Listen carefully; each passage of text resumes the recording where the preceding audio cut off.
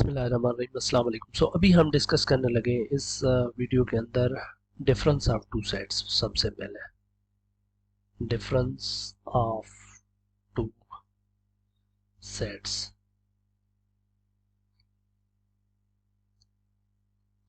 मतलब अगर आपके पास दो सेट्स है ए और दूसरा है बी और आप डिफाइन करना चाह रहे हैं ए माइनस बी, तो आपको कौन से एलिमेंट चाहिए? आपको वो एलिमेंट चाहिए जो कि ए में है बट नॉट इन बी। आपको वो एलिमेंट चाहिए जो ए में होने चाहिए लेकिन बी में नहीं होने चाहिए। तो मैं एक एग्जांपल की तरफ बढ़ता हूँ। फॉर एग्जांपल मैं ए जो है वो ये रखना हूँ 1 2 3 4 5 और बी जो है एक दूसरा सेट जो है 2 3 4। अब आपको ए माइनस बी फाइंड करना है फॉर एग्जांपल। तो अब ए माइनस बी के अंदर कौन से एलिमेंट आने चाहिए? ए माइनस बी के अंदर वो एलिमेंट आने चाहिए जो ए में है लेकिन बी में नहीं है। तो 1 ऐसा एलिमेंट है जो ए में है बी में नहीं है। 2 ऐसा एलिमेंट है जो ए में है और बी में ही है, तो ये नहीं चाहिए हमें।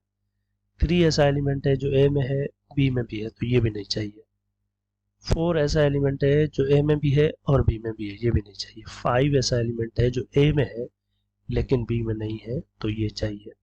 डेफिनेशन ये है कि ऐसा एलिमेंट चाहिए जो ए में होना चाहिए लेकिन बी में नहीं होना चाहिए। इस चीज को फॉलो करना है बस, और कुछ नहीं देखना।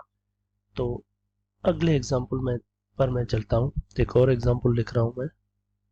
Now let me write down a set, let's say C be this set. Okay, A E I O U, and let me write down D. Let's say E C D I F G for example. I want to find out C minus D. तो मुझे वो element चाहिए जो C में होने चाहिए लेकिन D में नहीं होने चाहिए। A जो है वो C में है लेकिन D में नहीं है, तो ये आ जाएगा। E जो है वो C में है लेकिन वो D में भी है, तो ये नहीं चाहिए। I जो है वो ऐसा एलिमेंट है जो C में है लेकिन वो D में भी आ गया, तो ये नहीं चाहिए मुझे। E जो है ऐसा एलिमेंट है जो C में है लेकिन वो D में नहीं है, तो ऐसा एलिमेंट चाहिए जो C में हो लेकिन D में ना हो। तो ये O जो है ऐसा सेट है जो C में है लेकिन D में नहीं है। U जो है एक ऐसा एलिमेंट है जो C में है D में नहीं है, तो ये U भी मुझे चाहिए। तो जब A वाले एलिमेंट खत्म हो जाए तो बाकी अगर B में कुछ D में इसमें कुछ रह भी जाता है तो उससे आपका कोई लेना देना नहीं है। यहाँ आपकी डेफिनेशन के हिसाब से यही एलिमेंट बनेंगे।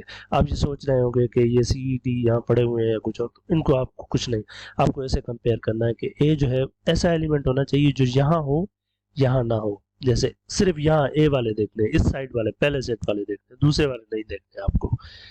तो एक और एग्जांपल मैं करने लगा हूँ। Let's consider this example.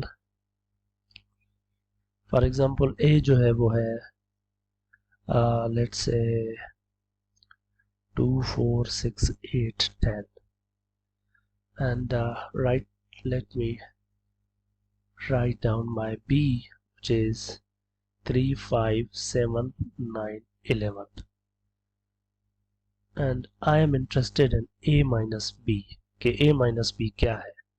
तो मुझे वो एलिमेंट चाहिए जो A में है लेकिन B में नहीं है। तो 2 जो है वो A में है लेकिन B में नहीं है, तो ये आ जाएगा, डेफिनेशन को वेरीफाई कर रहा है।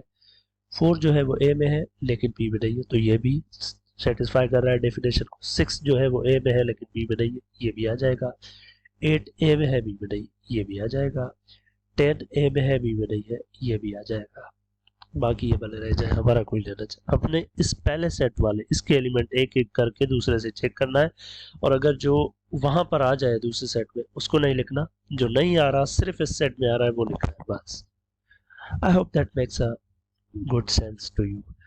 अभी अगर ए जो है वो सबसेट है पूरा का पूरा बी का, तो आप खुद वेरीफाई करें। आप कोई सेट लें जो ए सबसेट होना चाहिए बी का, और फिर फाइंड करें कि ए माइनस बी किसके बराबर है। आप फाइंड करेंगे तो आपको पता चलेगा कि ये नल सेट बन जाएगा। ये आप खुद वेरीफाई करें। फॉर एग्जांपल ए आप रखें 1 2 और बी जो है वो कोई सेट रखें 1 2 3 4। अब a माइनस बी फाइंड करें तो आपको नल सेट मिलेगा। क्यों मिलेगा? क्योंकि 1 a में है, b में भी है, नहीं लिख सकते। 2 a में है, b में भी है, नहीं लिख सकते। बाकी कुछ रहा ही नहीं जिसको कंपेयर करूं a से, तो ये नल सेट बन गया। इसी तरीके से अगर a सबसेट है b का और आप फाइंड करना चाह रहे हैं b माइनस a, तो ये फिर आपको पास b आ जाएगा। ये चेक करके देंगे। यही एग्जांपल रखें, a जो है वो 1 2 रखें, b जो है वो आप रखें 1 2 3 4 और आप फाइंड करें b माइनस a। तो अब आपको b का एक एक एलिमेंट चेक करना है। वो एलिमेंट चाहिए जो b में हो लेकिन a में ना हो। तो 1 जो है वो b में है लेकिन a में नहीं है, तो ये नहीं लिख सकते। 2 sorry this is my fault. Like ये b माइनस a में ये b नहीं होगा, कुछ और सम अदर सेट आ जाएगा। सम अदर सेट आ जाएगा मतलब कोई और सेट आ जाएगा ये। so like you can ignore this point, maybe let's not discuss this point. okay, so दूसरा important point ये होगा कि अगर a and b are disjoint, मतलब a और b ऐसे सेट हैं जिनका आपस में कुछ लेना देना नहीं है। यानी a फॉर एग्जांपल ये हो गया 2 4 6 8 और b जो है वो दूसरा सेट है फॉर एग्जांपल 1 3 5 7।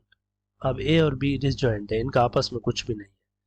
इस केस में जब आप a माइनस बी करेंगे तो वो a आ जाएगा और b माइनस a करेंगे तो वो b आ जाएगा। This point is very important. इसी तरीके से इस तरीके से आप इस तरह के MCQs एक्सपेक्ट कर सकते हैं कि if a intersection b is null set then a minus b क्या होगा, और a और b दोनों नॉन एम्प्टी सेट है तो क्या होगा। अब a intersection b null set है, इसका मतलब a और b डिसजॉइंट है, आपस में कुछ कॉमन नहीं है। जब कुछ भी कॉमन नहीं है तो ये इस तरह से होंगे जिस तरह से ये दो सेट है। इस तरह से a माइनस बी या a होगा, b होगा, या बोथ a एंड b होगा, both 1 and 2 option a and b होगा, या फिर नल सेट, या फिर आप कुछ और सेट होगा। Let's say none of these मैं ऑप्शन रख देता हूँ। तो अब यहाँ पर ये बोथ ऑप्शन होना चाहिए क्योंकि ये ए भी हो सकता है, बी भी हो सकता है। तो इसके ऊपर थोड़ा सा फोकस करें। इस तरह के एमसीक्यूज आप एक्सपेक्ट कर सकते हैं। Then we had Cartesian product जिसकी हमने बात की कि ए क्रॉस बी कैसे फाइंड करें। ओके, सो ये एक ही एग्जांपल रख रहा हूँ मैं। अगर ए फॉर एग्जांपल 1 2 3 है और बी आपके पास है 4 6, तो कार्टेशियन प्रोडक्ट का क्या मतलब है? कार्टेशियन प्रोडक्ट का मतलब है कि आप पेयर बनाए बस दोनों में से, यानी कि a comma b with a belongs to a and b belongs to b। तो आप पेयर बना कर रखेंगे इनके। कैसे? a cross b will be equal to 1 को उठाकर 4 के साथ और 6 के साथ एक पेयर बनाएंगे, फिर 2 को उठाकर 4 के साथ और 6 के साथ एक पेयर बनाएंगे, फिर 3 को उठाकर 4 के साथ और 6 के साथ एक पेयर बनाएंगे। ये आपका एक क्रॉस बी हो जाएगा। सो ये बाद में आपके काम आएगा। तो इस सेशन को मैं यहाँ पर एंड कर रहा हूँ और फिर जो है हम अगले सेशन में बात करते हैं